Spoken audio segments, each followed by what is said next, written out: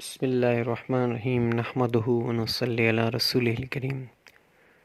دوستو بزرگو، اللہ جل شانہ نے کہ احسان ہے کہ ہمارا آپ کو سیرت کے موضوع کے کچھ مناظر کو بیان کرنا اور سننے کی توفیق دی ہے۔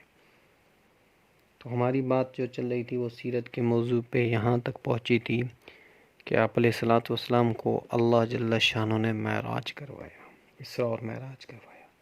الحمدللہ چند دنوں سے جو اسراء اور معراج پہ بات چلتی رہی ہماری، یہ اسی بابرکت مہینے میں اللہ جل شانہ نے اور آپ کو اس کی توفیق دی۔ تو ہماری بات جو پہنچی تھی کہ اللہ جل شانہ نے اپنے حبیب مصطفیٰ صلی اللہ علیہ وسلم کو پہلے آسمانوں پر پہلے آسمان، پھر اللہ کا عرش، پھر بیت المعمور، پھر اللہ کا عرش، یہ اللہ جل شانہ نے، پھر سدرۃ المنتہی، پھر اللہ پاک کا۔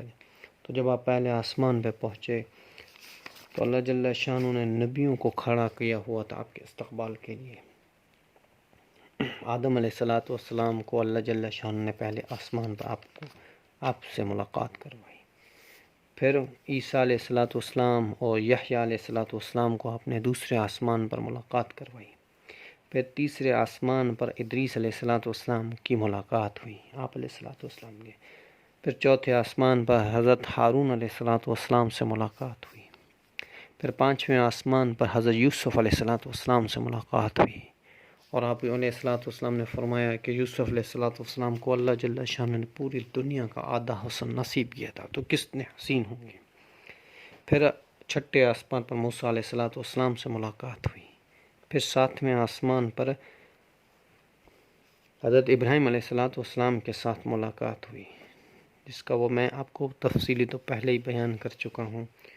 تو اللہ جل شانہ نے سارے نبیوں سے ملاقات کروائی آپ کو، اور پھر اس کے بعد فرمایا کہ اللہ جل شانہ کے پاس جب آپ علیہ الصلوۃ والسلام گئے تو پہلے سدرۃ المنتہی پہ گئے، جو بیری کا درخت تھا وہاں پہ، یہاں سے کوئی چیز اوپر نہیں جاتی، اوپر کی کوئی چیز اس سے نیچے نہیں آتی، اللہ کے حکم جو ہوتے ہیں وہ بھی یہاں پر آتے ہیں، اس کے بعد پھر فرشتوں میں تقسیم ہوتے ہیں، اور جو دنیا سے لے کے اعمال جاتے ہیں وہ بھی یہاں تک ہی جاتے ہیں۔ آپ علیہ الصلوۃ والسلام نے فرمایا کہ میں اس منظر کو بیان نہیں کر سکتا جس طرح کا وہ، جس نور میں وہ ڈھانپا ہوا تھا، وہ درخت جس نور میں ڈھانپا ہوا تھا۔ تو پھر آپ علیہ الصلوۃ والسلام جب اوپر گئے، اللہ کے پاس گئے، تو اللہ جل شانہ نے آپ علیہ الصلوۃ والسلام کو 50 نمازیں ہمارے لیے تحفہ دی، اپنی امت کے لیے تحفہ دیا۔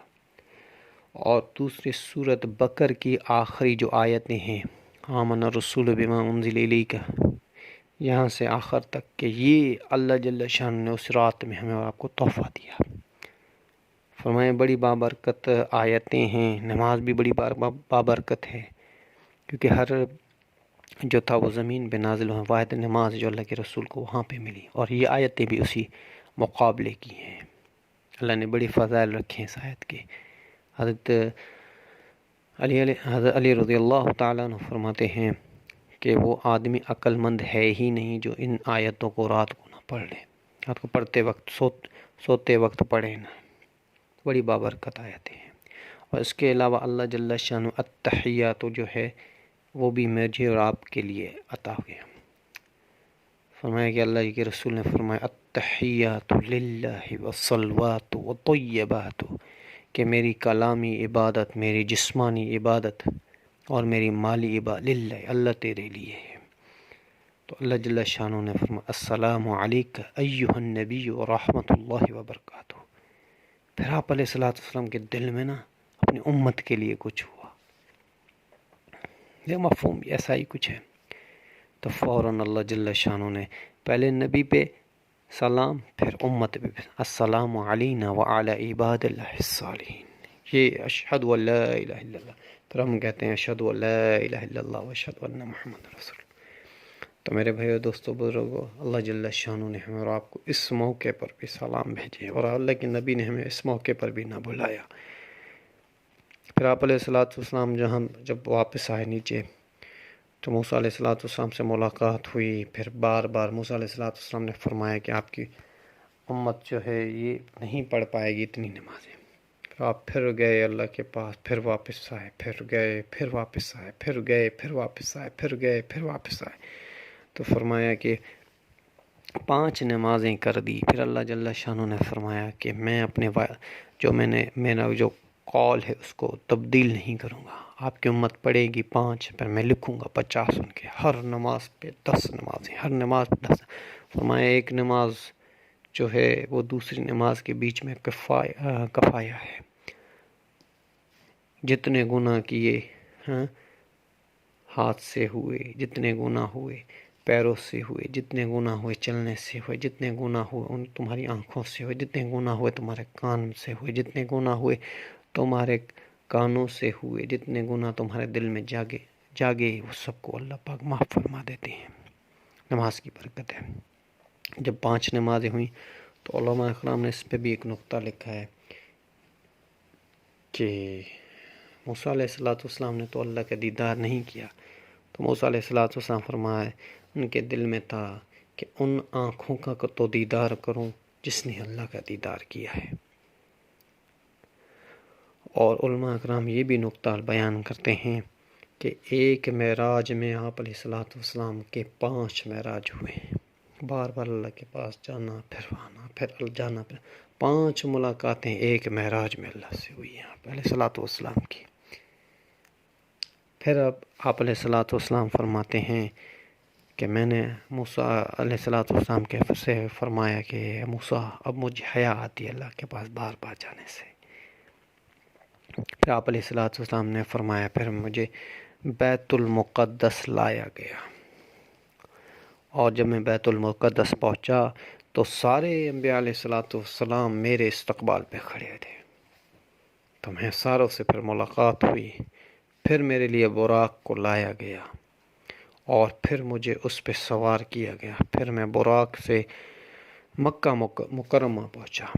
اور آپ علیہ السلام فرمانے مفہوم یہ ہے کہ میں جب وہاں پہ پہنچا تو ابھی تک رات کا پورا حصہ بھی نہیں گزرا تھا کہ اللہ جل شان نے ساری کائنات کا مجھے سفر کروا کے واپس کیا۔ اللہ کے ہاتھ میں یہ ساری چیزیں ہیں، دنیا کی آخرت کی، جیسے چاہے کر لے۔ کوئی انسانی باتیں کہ کوئی وزیر گزرتا ہے کسی جگہ تو آدمی روڈ بند کروا دیتے ہیں، بھائی ٹریفک جام مت کرو، ٹریفک جام کر دو، روڈ بند کرو، وزیر گزر جاتے۔ اللہ بلانے والا اور اللہ کا رسول صلی اللہ علیہ وسلم جو اس کائنات کا دلہا ہے وہ اس کائنات کی سیر پر گزر، اللہ نے سارے نظاموں کو روک دیا۔ پھر جب صبح ہوئی تو آپ علیہ السلام نے اعلان کیا کہ اللہ جل شانہ نے مجھے اس طرح اسراء اور معراج کروایا، سیر اور عروج کروایا ہے مجھے۔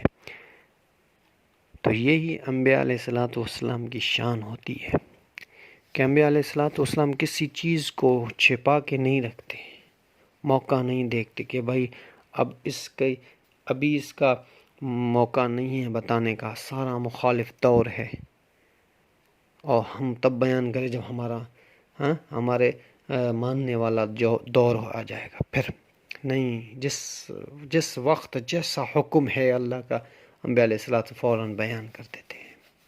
اور فرمایا کہ آپ علیہ السلام کو معراج کیوں کروائی گئی، یہ بھی میں نے آپ کو کچھ دن پہلے بتایا تھا کہ آپ علیہ السلام جب طائف گئے، پھر طائف کے بعد آپ کے ساتھ جو ہوا، پھر آپ کو مکے میں کوئی آپ کے لیے حفاظت کرنے والا نہ تھا، پھر ایک گروہ نے آپ کا سہارا لیا کہ ہم آپ علیہ السلام کو امن دیتے ہیں۔ اس کے بعد پھر آپ علیہ السلام کو وہاں پہ مکے میں لایا گیا، پھر آپ علیہ السلام کی انہوں نے حفاظت کی۔ یہ ساری چیزوں کے بعد اللہ جل شانہ آپ کو معراج کروایا، خوشخبری دی، اے میرے حبیب میں تیرے ساتھ ہوں۔ پھر اللہ جل شانہ معراج کے بعد پھر انہوں نے جب کافروں کو آپ نے بتایا مکے میں بات کی تو مکے والے سارے مخالف ہو گئے۔ اس کی انشاءاللہ آگے بات چلتی رہے گی۔